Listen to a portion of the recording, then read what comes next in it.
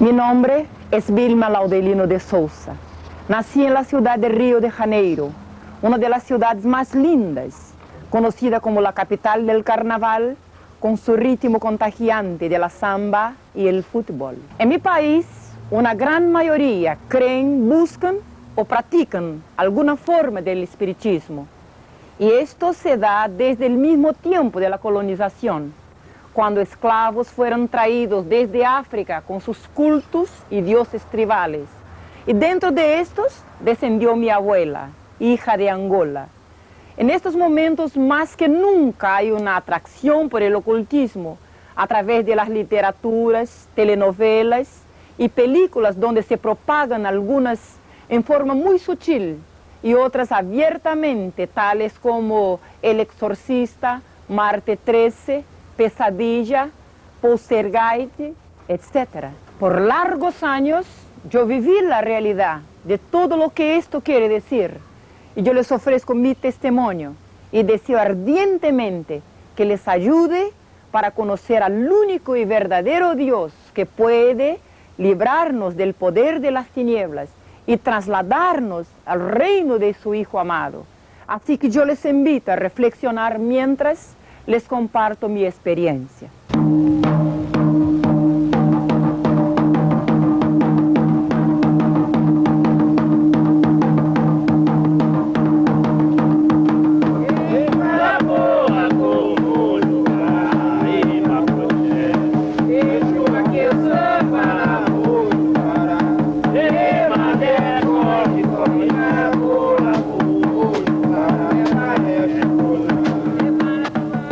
Vilma, usted es una persona muy conocida a nivel latinoamericano, ministrando el Evangelio a muchas personas importantes involucradas en la magia negra. ¿Cuáles fueron las circunstancias que la llevaron a dejar a la brujería y a buscar a Jesucristo? Todos los adoctrinamientos por los cuales yo tenía pasado a un largo de 22 años de una vida consagrada a los espíritus, a las sectas que se caracterizan en mi país, Brasil, y muchas que se denominan como tipo Umbanda, Candomblé, y he llegado a la cumbre que se llamaría Quimbanda, o sea, una ramificación de magia negra. En un cierto momento en mis prácticas, habiendo tenido una experiencia agravante, yo me di cuenta que algo iba mal. Y a lo mejor te puedo decir que yo no busqué, yo fui buscada por Dios. Yo tengo entendido que desde antes de nacer y durante toda su infancia, su vida fue dedicada al ocultismo, la brujería y al espiritismo. Cierto, yo desciendo de africanos y desde mis ancestrales se practicaba la magia en mi familia. En el mismo momento de mi nacimiento, mi abuela, una señora bruja, me consagró a los espíritus, a los mismos que poseían a su cuerpo, ya que sabía que se acercaba el momento de su partida. Y desde mi llegada al mundo, yo fui entregada a ellos. ¿Cómo se explica lo que sucedió esa noche? Desde esta mañana, cuando me desperté al otro día, ya un sentimiento fuerte me dominaba, miedo. Un miedo horrible, la impresión que alguien me miraba de algún punto, alguien yo asustada. Siempre se caracteriza así esta posesión, por un miedo desenfrenado, inexplicable. Pero ahí había algo más raro aún en mi casa. No había nadie. Y yo corría por toda parte y buscaba a la mamá, a mi hermana, cuando ahí estaba un perro, un policial negro. Y para mi sorpresa, se vuelve y se pone a conversar conmigo con voz audible y masculina. Fueron estos los primeros modos por lo cual el príncipe de tinieblas se va tomando una serie de factores para llegar finalmente a dominar total mi vida. ¿Ese fenómeno espiritista se repitió o hubieron otros? Yo pasé a ver cosas, escuchar barullos, y puedo decir que he vivido como que protagonizando el papel principal de una película de terror. Porque muchas veces me han preguntado cuáles fueron, y yo les digo que todos, de toda forma que usted puede imaginar, desde terror nocturno a visiones diarias, eu escuchaba pasos, bullas, voces, y veía personas se materializaban como te estoy viendo ahora. Yo los veía siempre, nunca vi cosas con los ojos cerrados, y principalmente nocturnamente, hasta que llamó a atención de mi familia, y se empezaron a me llevar a personas que hacían trabajos y arreglaban las cuestiones, y la intención era educar los espíritus, porque me pegaban fuerte, me daban, me tiraban el pelo, me echaban al suelo de mi cama anoche, y a veces me golpeaban en la cara. Yo siempre temblaba, tenía mucho miedo. Yo tentaba gritar, socorro, pero no salía la voz. Era como si tuviera en medio un achaque de epilepsia. Yo quería gritar, pero no conseguía moverme, mi cuerpo siempre enrijecido y yo totalmente impotente a toda manifestación que se daba. A los 7 años de edad, me llevaron de vuelta a mi abuela, porque ya ninguna persona de baja categoría podría ajustar o educar a aquellas entidades. Así que me acuerdo que en una noche, me parece una pesadilla cuando me acuerdo de aquella noche, cuando me pusieron un traje y adelante de un mantel lleno de sacrificios, los atabaques batían y carcajadas y gritos estridentes de las entidades y la gente palmeando y bailando, y yo ahí estaba siendo confirmada como una sucesora de mi abuela. Yo miraba a mi mamá muy asustada y ella hacía que me quedase calladita, porque todo era necesario a causa de mi futuro. A mí me decían que yo fui predestinada para ser una sacerdotisa. Bien temporariamente las cosas se atenuaron. Mientras yo servía ahora, porque como tenía mucho poca edad, no podría llegar al grado mayor. Entonces empecé en Umbanda, una ramificación mezclada con blanco de espiritismo brasileiro, pero que en realidad esconde cosas muy fuertes, muy dominadoras, cosas que pueden destruir eternamente a una persona. Ahí se invocan espíritus de muertos, espíritus del aire, del cerro, de selva, del mar, pero por detrás de todos estos, y en toda esta planificación, todas estas entidades, o sea, espíritus, que fueron tomando gobierno de mi cuerpo, se escondía una sola persona. Y esta yo la encontré al fin de la caminada. A los 13 años de edad, yo llegué a una segunda secta que predomina en mi país, Candomblé. Esta ahora está casi que mundialmente conocida. Se trabaja mucho con poderes psíquicos, gobierno de mente, con mensajes de extraterrestres. Se trabaja con control de carácter, de personalidad, control político, control emocional, control financiero. A través de Candomblé, cuando yo llegué ahí, buscando una respuesta para mi problema, se dio algo rarísimo. Ahí estaba un templo muy grande, un sacerdote. De espalda estaba cuando yo adentré, buscando respuesta, de nuevo le digo. Y cuando percibió mi aproximación, hice un gesto y se sacó una toalla y hace una reverencia. Yo perdí el sentido. Cuando me di cuenta, toda una noche se había pasado. Mi mamá me miraba muy admirada y me preguntaba, ¿tú no sentí nada? Le dije, no, no siento nada. Y me dije, hija, un príncipe adentró a tu cuerpo y tomó mucha aguardiente y ha fumado muchos habanos. Y yo tenía 13 años de edad. Sus padres, ¿qué había detrás de ellos? Fíjese, mi mamá era espírita, así como mi abuela. Y mi papá no creía en nada, era ateo. Aproximadamente entre los 9 y 10 años, algunos fenómenos también paranormales se daban conmigo en la misma escuela. Mientras estaba en la clase estudiando, una entidad adentraba en mí, lo que no es normal. Si alguien que me está escuchando conoce el factor, la jerarquía espírita, sabe que nunca un practicante de Umbanda puede ter manifestaciones del espiritismo científico. pero a mí adentraba una entidad y yo psicografaba. Yo no tenía conciencia, yo no quería hacerlo, pero mis manos se movían. Y en una cierta ocasión la maestra me flagró y levantó mi cuaderno y dijo, vean por qué esta niña no aprende nada. Yo miraba desesperada. Quería decirle a ella, no fui yo que hice esto. Pero era mi cuaderno con mi letra. Y había un dibujo, la figura de un hombre, y una firma abajo. La figura era de Satanás. Y la firma era, yo soy el demonio de la medianoche. De ahí me encaminaron a una iglesia para un trabajo de exorcismo. Pero fue escuchando una clase de catecúmenos de esta iglesia que las cosas empeoraron.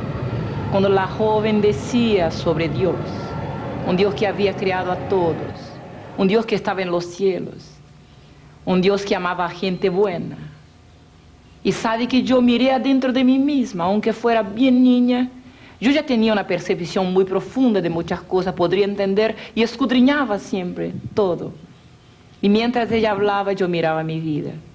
Y le doy un perfil de mi infancia. Yo soy la cuarta hija negra. Soy hija de una mujer de descendencia europea, con hombre de descendencia africana. Yo fui la única que heredé todos los trazos característicos de negro.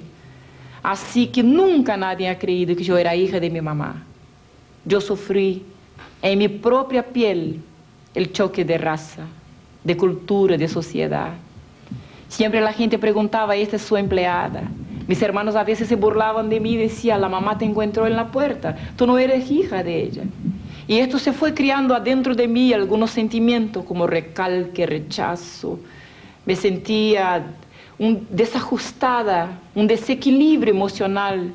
Yo me sentía menor, pensaba, ¿por qué soy diferente? No conseguía entender. Y a la idea que me enseñaron, que Dios había creado todo, no me gustó.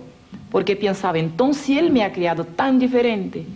Yo nací en un barrio elitizado de mi ciudad. Ahí estaba la gente de plata, la gente de cultura, la gente de la élite y la gente blanca. Y no todos me querían. A veces uno no puede imaginar el mal que hace mirando con poco casa a un niño. Pero yo me daba cuenta que casi nadie me quería. Y cuando oí hablar sobre Dios, llegué a la casa y pregunté a mi papá, ¿quién es Dios? Papá me contesta, golpeando a su bolsillo, Dios, hija, es plata en el bolsillo de quien lo tiene. La cosa se alargó por hartos años. Yo de ahí me acuerdo que desperté una noche y ahí estaba enfrente de la puerta un hombre todo de negro. Y su sombra estaba en mi cuerpo. Y yo percibía que aquella sombra era como un cerro. Y yo podría ver su figura, pero nunca su cara. Una cierta noche yo tomé fuerza y pregunté, ¿quién es usted? Y del medio de aquella figura salió una voz de hombre, una voz medio ronca, y contesta, yo soy el diablo. Y yo siempre perdí el sentido. Así que desde que yo llegué a Candomblé, nuevas huestes fueron tomando control de mi cuerpo. Porque todo no se empieza, nadie nace brujo. Se empieza toda una trayectoria. Algunos factores circunstanciales, como usted preguntó al principio, van llevando uno a golpear todas las puertas donde se pueda educar a aquellos espíritus, para que se tornen buenos, para que haya justicia. Así que cuando me involucré con Candomblé, nuevas huestes vinieron y de ahí yo me puse a presentar problemas morales, no solo psicológicos, pero problemas de comunicación. Un odio tremendo me nació contra mi familia, contra la misma sociedad. Yo me envolví con gente de la peor cualidad, con pandillas. En el tiempo de la juventud transviada, cuando la gente usaba olor, cuando la gente tomaba mucho. De alguna forma yo quería agredir a la sociedad, quería agredir a mi mami blanca, quería agredir a toda la gente. Y pensaba, algo me hacía sentir que iba un día de tener tanto poder en mi cuerpo que iba a destruir a todo el mundo. Entonces en estos caminos yo fui pasando por todo que se puede imaginar. y al fondo yo pienso que buscaba una respuesta. Hasta que yo llegué, después de haberme comprometido mucho, de haber hecho mucha maldad, de haber estado trabajando para mucha gente, incluso gente importante en mi país. Un día golpeé a la puerta de la misma magia negra, donde me dieron un traje negro para poner, donde se hizo una reunión a una puerta cerrada, en un local todo oscuro, y de ahí se invocaba al Señor Lúcio, el príncipe de los espíritus actuantes en toda forma de ocultismo. Fue una noche también rara en mi vida, porque como vidente que era yo, vuelvo a decirle que nunca vi ningún espíritu así de ojos cerrados. Los veía como te estoy viendo. Se materializaban muchas veces. Y cuando oigo una bulla afuera me vuelvo, así que todos estamos con la cara en tierra, delante de una vela negra y una roja. Ahí estaba una sesión se abriendo de magia negra. Cuando veo adentrar un hombre, y no tenía cacho ni cola, era muy bonito a la vista. Pero su mirada, cuando se ponía en mí, mi cuerpo se ponía como si tuviera un achaque, como si estuviera entorpecida, anestesiada. Y cuando me fijé, yo bajé mi cabeza, la adentro. Y se manifestó en la señora que jefeaba ahí, la bruja jefe. Y vino usando una corona de oro, una ropa negra, un puñal y un tridente. Usaba en sus manos. Y vino directo hacia mí y me dije, tú, yo te escogí desde tu nacimiento. Y quiero que haya un pacto eterno conmigo. Entiendo que hay grados en la magia negra. ¿A qué nivel llegó usted? Fíjese que el espiritismo tiene muchas escalas. Hay los que van por curiosidad, hay los que llegan por necesidad. Y por ahí se empieza un comprometimiento con la entidad. O sea, el pidiente pide un favor y de ahí ya está comprometido. Cuando el espíritu le hace alguna cosa, usted se torna deudor. De ahí le requiere algún sacrificio, alguna ofrenda. Y va por escalas hasta que llegue a pedir su propia alma. Pero esta ya sería la escala mayor para los que se involucran, los que practican, que asisten, que cultúan inclusive con danzas, con cánticos, con palmas. Yo, por ejemplo, pienso que llegué al grado mayor porque él mismo había declarado, te escogí. Hoy día yo glorifico a Dios, porque se me dije Lúcio, que me había escogido el momento de mi nacimiento para quizás ocupar un lugar de destaque en la brujería brasileña. La palabra de Dios me dice que antes que yo viniera al vientre de mi madre, el Señor Jehová también me tenía escogido. Pero en esta ocasión todos me miraban y me trataban con reverencia, porque yo ya tenía poderes, yo podría influenciar en personas. Siempre trabajaba por revelación y un brujo actúa mucho por su propia fe, su convicción. Teóricamente yo no conocí mucho el espiritismo. La cosa estaba en mí, ¿me entiende? En mi mente me ocurría. Yo pensaba, tiene que ser esto y esto. O sea, yo ya no vivía.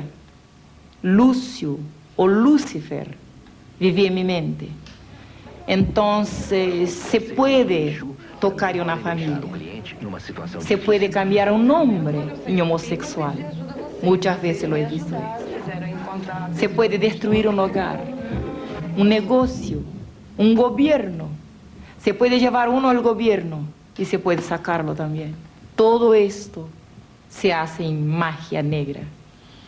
Há poco tiempo mi país fue avalado por un escándalo a nivel mundial, cuando se descubre que un presidente de república practica magia negra.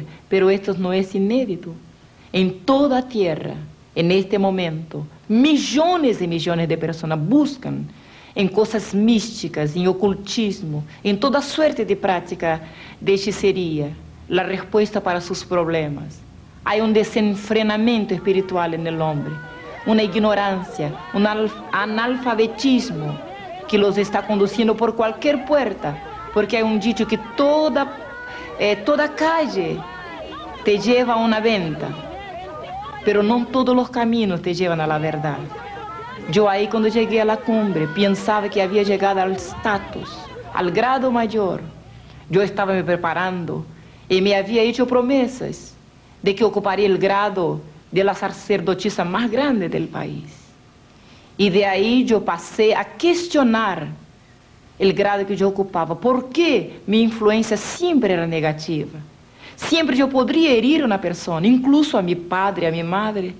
Cuando me aburría la gente, yo los miraba solo. ¿Puede comprender a dónde llegué yo? Y yo con mi mente le daba una orden. Se llama telepatía. Y yo sencillamente le decía a la mente, te va a enfermar ahora. Y veía a la persona mal. Algunas veces he herido muchas personas. Realmente en momentos yo no comprendía qué fuerza esta. Algunas veces mi madre me decía, tú te parecías al diablo. Y reía yo en la cara de ella. Y yo decía, no hay diablo, no existe diablo. Porque me puede creer que un practicante de estas cosas no tiene un conocimiento real y verdadero de quién es el espíritu mayor con quien está lidando. O sea, yo lo consideraba un justicero, un amigo, una persona que me hacía favores y que me golpeaba y que me castigaba porque era mi dueño, mi señor, tenía poderes sobre mí, pero también con quien yo podría buscar favores espirituales y a través de quien yo podría recibir favores. Y o sea, tener dominio sobre ciertas situaciones. Ahí en Magia Negra, gente muy importante, artistas, políticos, gente famosa nos buscaba. Algunos que hoy día tienen renombre, son muy conocidos. Infelizmente, fueron a buscar la transitoriedad de la gloria, de la fama, de todo que detiene ahora en la tierra, a los pies de Lucius, el príncipe de los demonios, que está ahí en Brasil. ¿Había en algún momento una motivación lucrativa detrás de estas prácticas? Sin duda es muy cara la parte sacrificial de magia.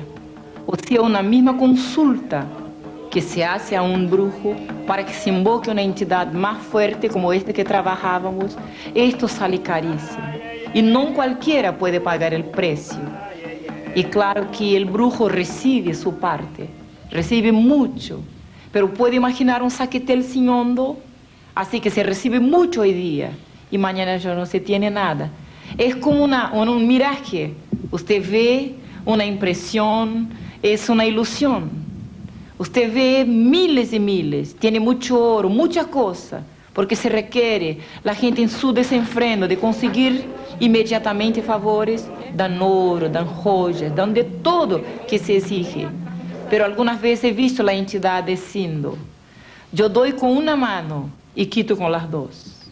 Esto me hizo cuestionar. Y un otro factor, le cuento, cuando hay una noche en media práctica, una persona nos busca y pide que matemos una cristiana, una evangélica. Sabía que fue la primera vez que oí hablar del evangelio, o sea, de una evangélica, fue adentro de un culto de magia negra. Bien, y yo le abro una comilla para decirle que también nos enseñaban contra los evangélicos, que eran los enemigos número uno de nuestra causa espírita, y que por los evangélicos la tierra no estaba gobernada por el príncipe justiciero Lucius. Así que deberíamos combaterlos, avergonzarlos y destruirlos siempre que fuera posible. Y cuando esta señora viene a pedir para matar a su vecina, empieza a describir el carácter de esta señora. Y sabe que reclamaba a Lucius sobre su vecina. Yo le asistía como secretaria en el momento. Decía, ella está siempre orando a su Dios, siempre está glorificando a su Dios, siempre cantando alabanzas. No es adoradora de la señora, de la Virgen. Ella dice que nuestros espíritus son demonios. Y se tan pedantemente declara que va al cielo. Bien, yo escuchaba la charla y pensaba, ahora sí voy a aprender y voy a destruir a toda esta gente, los evangélicos. Pero cuando el mismo príncipe extiende las manos y dice, no, ya basta, no me adelante a pedir nada contra esta mujer. Ella tiene un espíritu superior que mí, contra lo cual yo no puedo. Ahí yo cuestioné. ¿Quién será este espíritu superior que detienen los evangélicos? por el momento, por nunca haber oído hablar de las cosas del Evangelio, yo pensé, entonces los cristianos son los peores brujos, porque contra ellos ni siquiera el príncipe mayor de nosotros puede. Pero hoy día, cuando conocí la verdad, cuando la verdad me libró, yo sé el secreto de los evangélicos. Cada uno de estos pequeñitos, puede que sean analfabéticos, ignorantes, o grandes, cultos, no importa, que han lavado sus vestimentas en la sangre de Jesús. Ellos viven bajo más de 8,000 promesas de Dios inseridas en la Biblia, la palabra del Señor. Pasado más un tiempo, yo tenté apartarme, cuando participé de una muerte de un empresario. Le cuento que se contrata espíritus, como se contrata una pandilla, un matador profesional. Así también se trabaja en magia negra. Se invoca una entidad de muerte y le da un pago en sacrificios, en ofrendas, en animales. Y se sacrifica a la misma persona, como si fuera el animal. Y esta es la paga que se da a los demonios. Y cuando yo asistía a una conversa, un concierto de los dos, y el príncipe contestaba al hombre, yo mato cualquier persona cuando me paguen. Esto me tocó. Y yo pensé, entonces me matará si le pagan a él también. Y de nuevo el cuestionamiento, pero luego a mí, que desde mi cuna yo estoy consagrada, estoy practicando estas cosas. Yo volví a mi casa y le dije a mi mamá, mamá, nunca más yo quiero practicar ninguna forma, ningún tipo de magia. Y esto sabe que es muy importante, una decisión personal. Realmente yo era el contexto de lo que se puede decir cansada. ¿Y sabía en algún momento que lo que hacía era malo? Siempre funcionaba más para lo malo. La gente venía desesperada, llorando, exponía sus problemas, sus situaciones. Y siempre había un espíritu de contienda. O sea, una persona buscaba y decía, tengo un problema, no entiendo. Y ya le echaba contra el vecino. Tú tenías una persona que está actuando mal, está haciendo una trampa, alguna cosa así. Y ya si ahí se daban una serie de cosas para se trabajar ya inmediatamente contra alguien. Este siempre es el seguimiento de la macumba que se practica en mi país y en toda tierra, infelizmente. Vilma, hemos escuchado su historia, hemos escuchado mucho testimonio impactante, muy fuerte para muchos. Pero ¿cómo fue el momento de su conversión? ¿Cuándo fue el momento en que usted se entregó al Señor Jesucristo? Fíjese que se pasó que yo retiré todos mis objetos de trabajo. Tenía altares, tenía trajes, tenía todo que se usa para manipular con el espiritismo. Yo los eché a un río, pensando que si desechándome de lo externo, estaba sacando lo que realmente gobernaba mi cuerpo. Cuando recién me vuelvo a la casa, adentro a mi pieza, ahí él adentró, materializado. Y ahí cara a cara estábamos, cuando él apuntó aquí en mi nariz. Y nunca me olvidaré su odio y cómo me ponía impotente cuando se acercaba. Cuando me dije, tú eres mía, nadie que me pertenece me abandona como tú estás pensando, porque yo soy el diablo. Mi nombre es Lucifer, yo soy Satanás, tu dueño. Si piensas en dejarme, te lleva al infierno. Sabe que yo nunca, repito, había creído en estas cosas. Pensaba que murió, acabó, o a lo mejor, como muchas veces la ciencia muestra, que hay ahí uno va a estar volando o descansando o en un local cualquier, o simplemente terminó la reencarnación, que parte de la doctrina espírita, murió, en otro tiempo vuelve, reencarna en otra cosa para pagar sus pecados, o un poco de doctrina católica, murió, va al purgatorio y de ahí paga un tiempo. Pero cuando se presentó y me habló directamente así cara a cara de infierno, aún así yo tenté contradecirle, enfrentarme con él. Me sentía muy poderosa. No entendía hasta aquel momento que los poderes que detenía yo no eran míos, que el hombre es totalmente impotente diante del diablo. Por eso la palabra de Dios dice que el Hijo de Dios se manifestó para deshacer las obras del diablo, porque sabía que ningún hombre podía enfrentarse con él como realmente lo es. Y cuando me amenaza así, me enfrento y le digo, nunca más yo quiero destruir a nadie.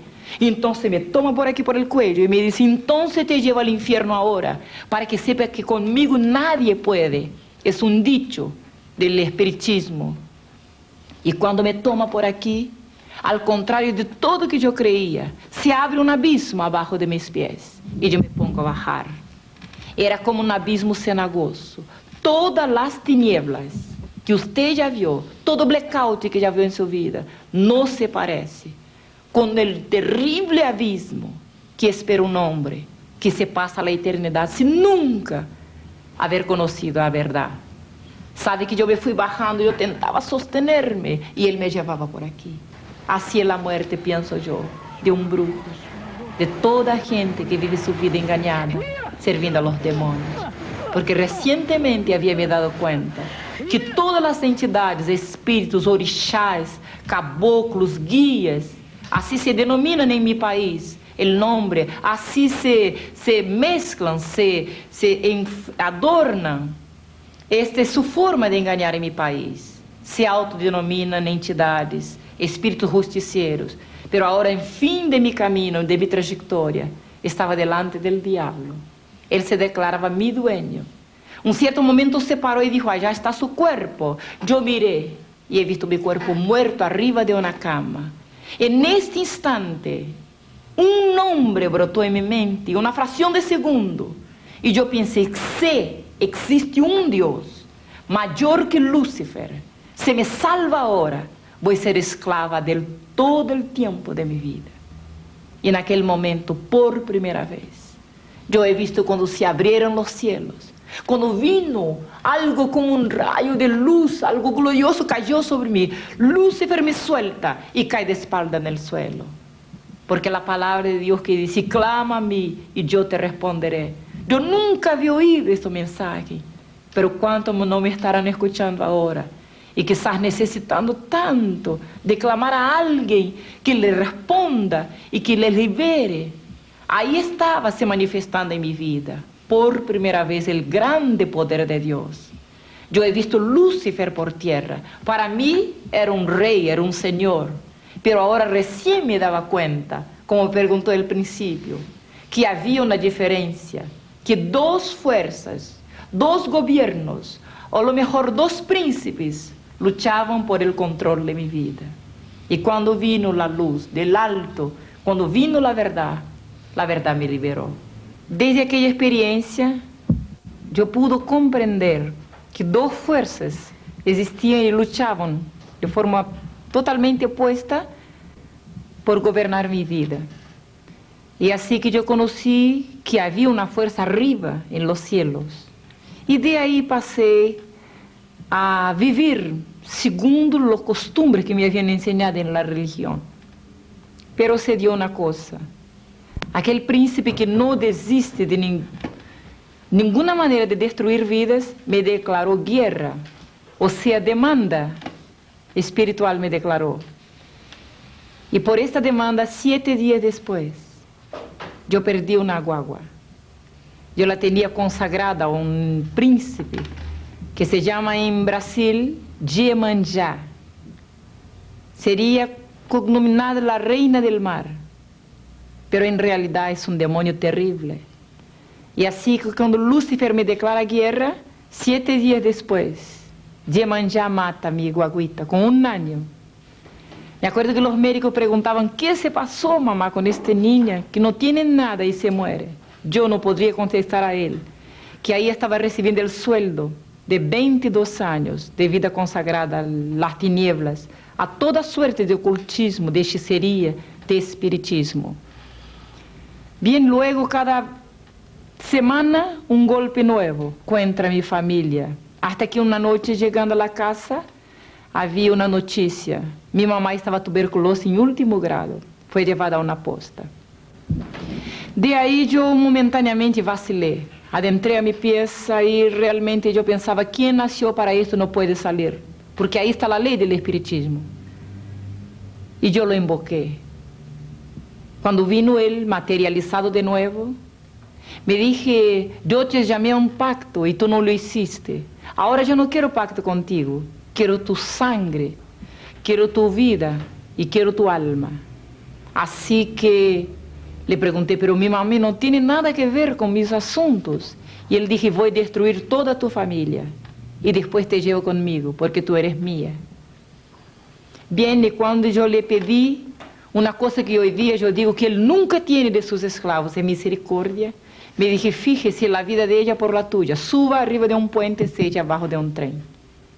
15 días después estaba todo listo en una noche, con plata para mi entierro en sobre y carta de despedida. Al otro día, cuando fuera saliendo por la mañana a trabajar, como si fuera a esperar el tren en la estación, me echaría de un viaducto a frente del tren y de ahí quizás librase el alma de mi mamá, entre comillas, porque hoy día sé que el diablo nunca habla la verdad, es el padre de mentira.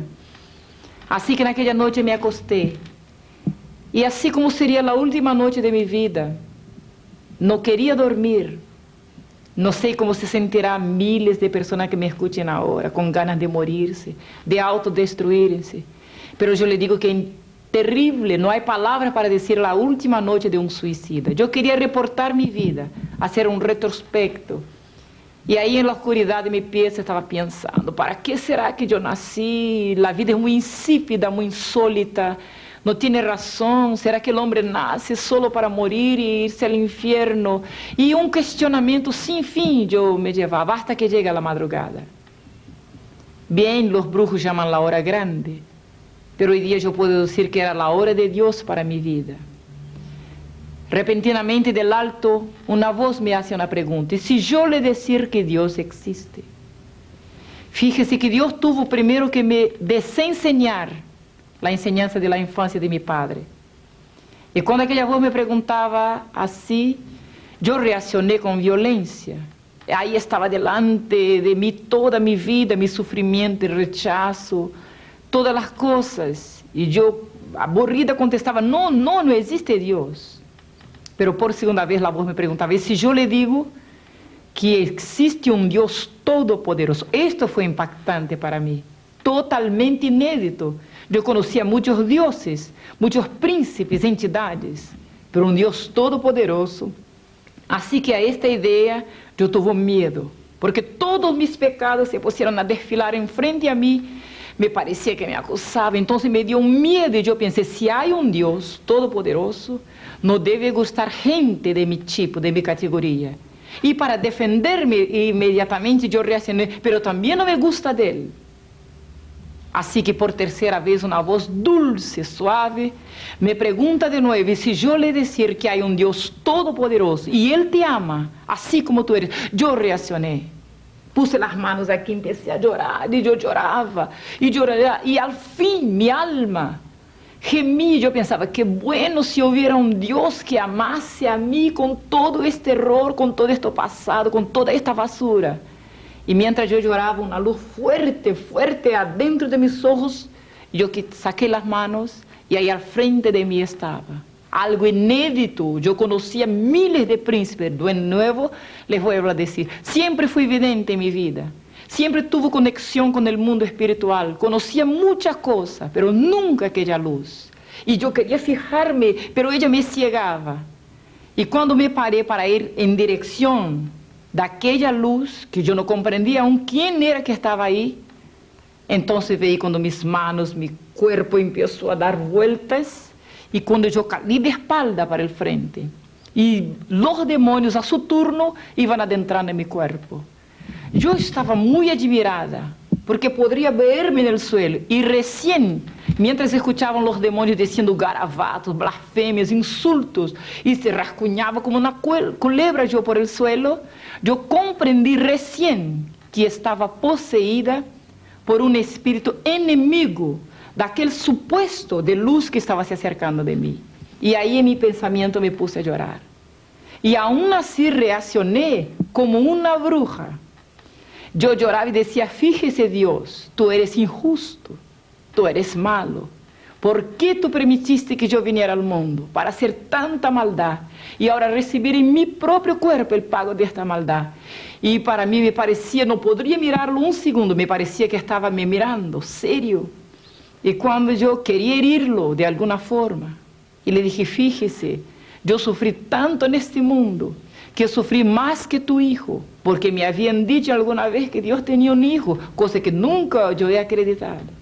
Cuando hablé así sentí, no pudo ver que reaccionó, y sentí cuando me levantaron del suelo, y fui siendo llevada por el aire, y me pusieron parada en un local y yo abrí los ojos, miré alrededor, y ahí he visto la escena que cambió todo el futuro eterno de mi alma. Miles de personas ahí estaban en una plaza grande, veía un predio al fondo, las columnas, veía la multitud gritando y yo pensaba, qué raro, ¿qué estoy yo haciendo acá? Porque los trajes de las mujeres, todo costumbre, como si fuera una otra época.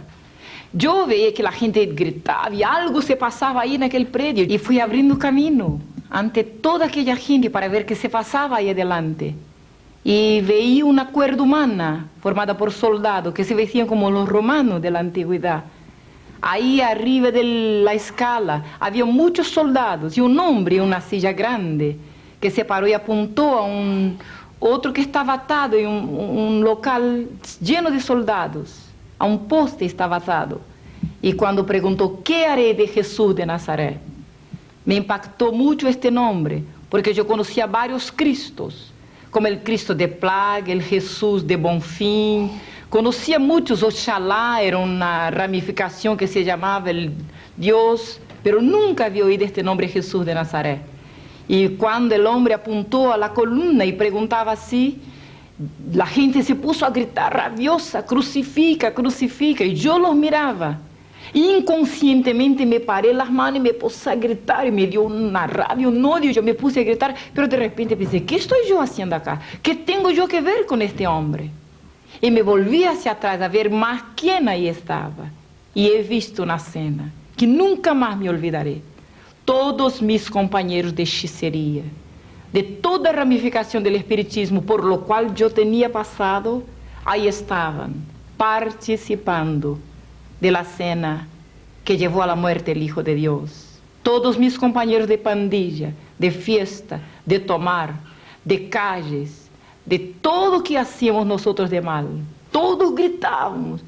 Y había más gente de todo tipo, toda clase, categoría intelectual, social, y todos gritaban con odio. Y yo me devolví de nuevo y pensaba, ¿qué tengo yo que ver con esta cena? En realidad yo nunca imaginé que también a causa de mis pecados fui participante de la muerte del Hijo de Dios. Yo también fui culpable. Pero cuando el hombre lavaba sus manos y entregaba a aquel reo, a aquellos soldados que ahí estaban, le cuento como yo he visto, y lo llevaron a un patio ahí interno del mismo local, y veí cuando le quitaron la ropa hasta la cintura y lo ataron de espalda, como se hacían con los esclavos antiguamente, a una columna, la gente a la rueda, y yo mirando cuando un soldado saca un azote y empieza a dar vueltas en el aire, y yo me fijaba, y qué raro, y la gente palmeaba, reía y gritaba. Pero aquel azote no era una arma normal, tenía un cable, varias puntas de cuero, y en la punta de cada punta, un pedacito de hierro más o menos así. Y cuando aquella cosa daba vueltas en el aire y golpeaba, aquella espalda sensiblemente se abría y rasguñaba aquellas carnes. Molía aquel hombre. La gente palmeaba, reía, y el azote daba vueltas. Era como un maestro en lidar con aquella cosa, el hombre le jogaba. Aquel cuerpo temblaba.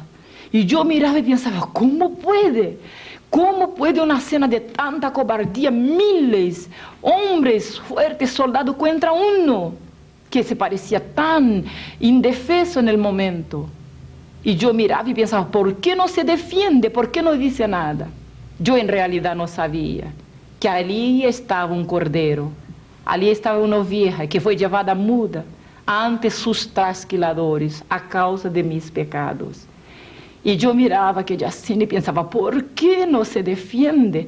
¿Por qué no dice garabato? ¿Por qué no insulta a la gente? Yo no sabía que por amor ahí estaba, por amor de mí y por amor de ti también. Y mucho tiempo estuvo mirando aquella cosa. Era insoportable ver. No era como los cuadros, como las imágenes que existían en las iglesias. El hombre estaba todo lleno de heridas. Cada vez que el azote le daba en la espalda, se abrían y se le arrancaban pedazos de carne. Y nunca me habían dicho las palabras del profeta, que molido fue, herido fue por nuestras iniquidades. Después de harto tiempo que estuvo mirando, la gente palmeaba, silbaba, reía. Los soldados se apartan, lo entregan en la mano de los hombres. Y yo he visto cuando se acercó el primero y le dio en la misma cara. Su rostro iba para allá y para acá, sus ojos siempre cerrados. Y nunca decía palabra. Y yo me cuestionaba, ¿por qué no se defiende? Yo no sabía que ahí estaba siendo castigado mis pecados, tus pecados. Y para nuestros pecados no hay defensa. Mucho tiempo la gente lo escupía y le daba combo y le pateaba. Pero una cosa me di cuenta, y hoy día soy testigo, que durante todo el tiempo de su sufrimiento, Jesús de Nazaret, el hijo unigénito del Dios viviente, estuvo orando por nosotros, porque movía sus labios silenciosamente y hablaba alguna cosa que yo no podía entender, pero quizás estuviera orando por mí y por ti en este momento también. Y mientras estaba moviendo sus labios, la sangre iba bajando por su boca, por su nariz, y no era aquella figura con un rascuñoncito aquí, otro aquí, pero se hinchaba su cara de tanto que le daba, tanto que la gente le pateaba, le escupía, se mezclaba la sangre con el escupir de la gente. Después de mucho tiempo volvieron los soldados, y aquel hombre ya no era una cosa normal, era una masa humana, pero sin decir palabra. Veía cuando se acercar con una almohada y tenía algo arriba. No era como aquella cosa que usted ve en las imágenes muertas en las paredes. Eran unas espinas grandes y se cruzaban para abajo. Y yo vi cuando el soldado levantó su cara, él tenía los ojos cerrados. Vi cuando clavó y le apretaba sus ojos. Cuando le dieron con algo como un pedazo de palo, una cosa así como una caña, le dieron. Y él encogía su cuello. Y de ahí se bajaba la sangre. Yo miraba y pensaba, ¿cómo puede alguien sufrir tanto y callado? Y la sangre iba bajando. Y yo oía cuando el golpe daba en la cabeza, él encogía. No sé de dónde. Yo me puse a gritar, pare, no hagan esto. Este es el Hijo de Dios, Él no merece tal sufrimiento. Y si yo, que soy una bruja, de repente todos pararon y me miraron. Y por primera vez en toda aquella cena, aquel hombre abrió sus ojos y miró directamente hacia mí. Se puede imaginar, Jesús de Nazaret, el Hijo de Dios, me estaba mirando directamente. Yo pensaba al momento que estaría con odio porque le hicieron sufrir mucho. Todas las palabras serían cortas, pocas, para decir lo que ha sufrido aquel hombre. Pero al contrario, estoy acá para decirle que nunca he visto una mirada más llena de misericordia, de amor, de bondad, que la mirada de Jesús de Nazaret. Él ahí estaba me mirando y yo estuve atada a su mirada. Yo quería decir algo, pero ahora las lágrimas corrían por mis ojos. Y me miraba con amor. Cuando dijo, no, mi hija Vilma, yo tomé un susto. Yo pensé, entonces, Jesús me conoce. Yo no soy un vegetal, no soy una cosa. Y él decía, no, mi hija Vilma, nadie podría soportar tal sufrimiento. Solamente yo, y apuntaba su cuerpo todo herido, todo ensangrentado, y decía, yo sufrí todo esto por amor de ti, y extendió sus manos hacia mí. En aquel instante yo abrí mis ojos, se había pasado la visión, y yo caí de rodillas. Yo nunca había hecho una oración, nunca había conocido lo que fuera luz, verdad. Pero cuando yo caí de rodillas, había una paz, algo tan especial, una vergüenza por mis pecados, por mi pasado. Y yo hice la primera oración al Dios hasta poco desconocido. Y yo le dije, Dios, mira, mi vida no vale un centavo siquiera, pero todo tiempo que me resta, yo lo entrego a tu Hijo Jesús, porque hoy día yo comprendí que Él sufrió y murió por mi causa. Y cuando me levanté de aquella oración, yo ya era una nueva criatura. Yo busqué a los demonios y ya no estaban ahí. Yo sentí un gozo, era una paz, era algo tan inexplicable. Yo fui a la cocina, la mamá estaba mal, tuberculosa, y yo le prediqué el primer mensaje de mi vida. Yo le dije: mami, Dios existe, mamá. Jesús murió por mí, mamá. Este Dios cambió mi vida. Me hice una nueva criatura. Puse un cántico nuevo en mi boca, un himno al Señor. Muchos lo han visto y han conocido y glorificado al Señor. En este momento, cuéntanos de su ministerio. ¿Cómo está sirviendo al Señor ahora? Loli, se pasó que cuando yo conocí la verdad, cuando el Evangelio llegó a mi vida, yo entendí que miles aún no lo conocen. O a lo mejor conocen superficialmente, como yo en mi infancia. Saben de un Dios que está arriba y que no se importa con nadie. Un Dios que no tiene tiempo para la gente. Y quizás cuantos le odian como yo por no conocerlo personalmente, por no saber que es tan amoroso y que de tal manera nos ha amado, que envió su único Hijo, llegando a las últimas consecuencias de este amor por nosotros. Y cuando veía a la gente en la calle, me daba cuenta que necesitaban que alguien le dijera algo. Y pienso que el mismo Espíritu de Dios ha propuesto en mi corazón. Yo dediqué toda mi vida. He recorrido muchos países. Gran parte de mi propio país yo he estado recorriendo incansablemente. Grandes locales, pequeños locales, hablando a miles o a uno solo, no me importa. Donde el Espíritu Santo de Dios me ha enviado, yo he ido con mucha alegría. Y quiero decirle que me ofrecí al Señor como esclava. No atendió a mi oración. Me recibió como hija. Soy hija del Dios viviente. Nunca más los demonios, Loli, tuvieron gobierno en mi cuerpo. Nunca más el vicio, el odio, la miseria. Jesús cambió todo el futuro eterno de mi vida. Y cuando puedo escuchar su voz a través de los siglos diciendo: id, predicad estas palabras, enseñad a toda la gente a guardar las cosas que yo he dicho, yo siempre, mientras vida tenga, voy a proseguir haciendo esto.